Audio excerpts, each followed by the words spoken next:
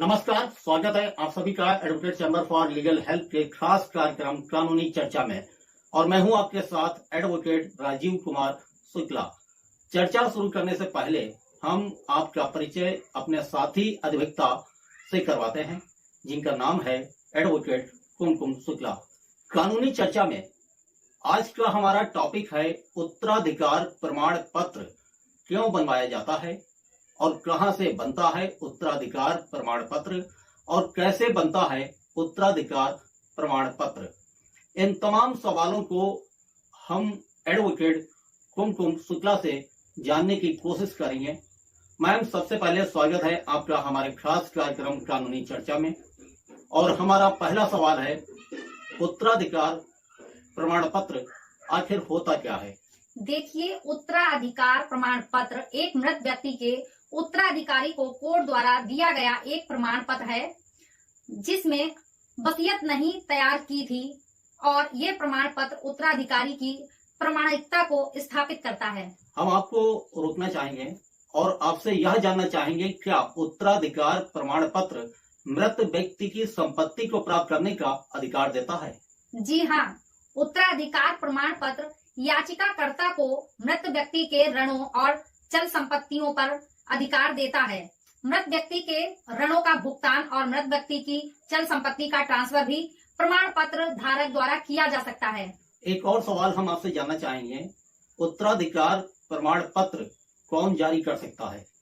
देखिए, उत्तराधिकार प्रमाण पत्र पहले तो जिला जज के यहाँ से ही जारी होता था, लेकिन अब कुछ स्पेशल कोड बना दी गई हैं जो उत्तराधिकार प्रमाण पत्र जारी करती हैं। आप बहुत अच्छे से जवाब दे रही हैं हमारे सवालों का, इसलिए हम चाहते हैं कि आपसे और सवाल पूछें। और उसी कड़ी में हमारा एक और सवाल आपसे है, उत्तराधिकार प्रमाण पत्र पाने के लिए करना क्या पड़ता है? बहुत अच्छा सवाल पूछा है आपने।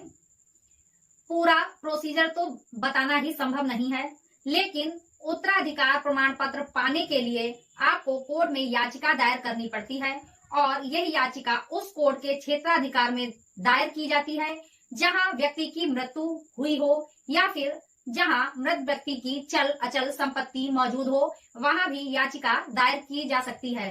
लेकिन कोशिश कीजिए जिस क्षेत्र में व्यक्ति की मृत्यु हुई है उसी क्षेत्र के कोर्ट में याचिका दायर करें।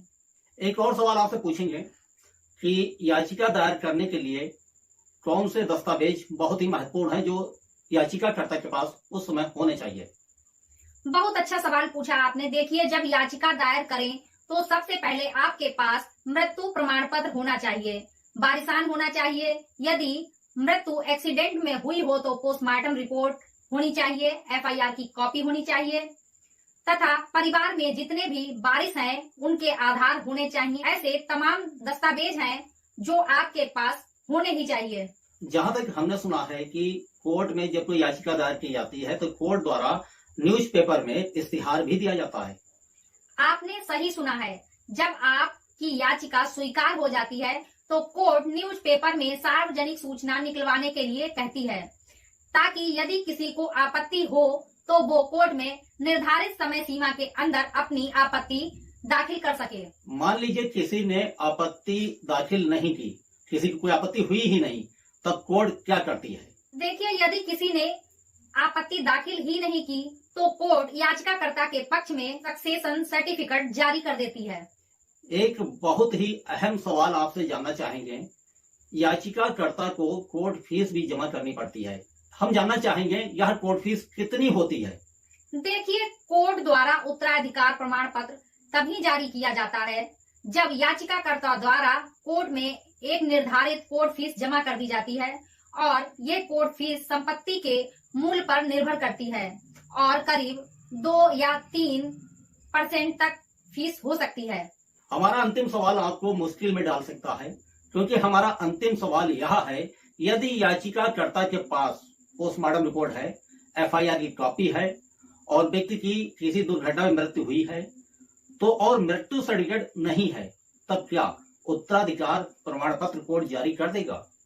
देखिए, मृत्यु प्रमाण पत्र जो होता है वो बहुत जरूरी है, और जब भी किसी व्यक्ति को जब भी किसी व्यक्ति की मृत्यु हो और उसके उत्तराधिकार उसकी संपत्ति पर दावा करें, तो उसके लिए ये कैसे साबित किया जाएगा कि मृत्यु हो चुकी है। इसलिए मृत्यु प्रमाण पत्र होना अति आवश्यक है।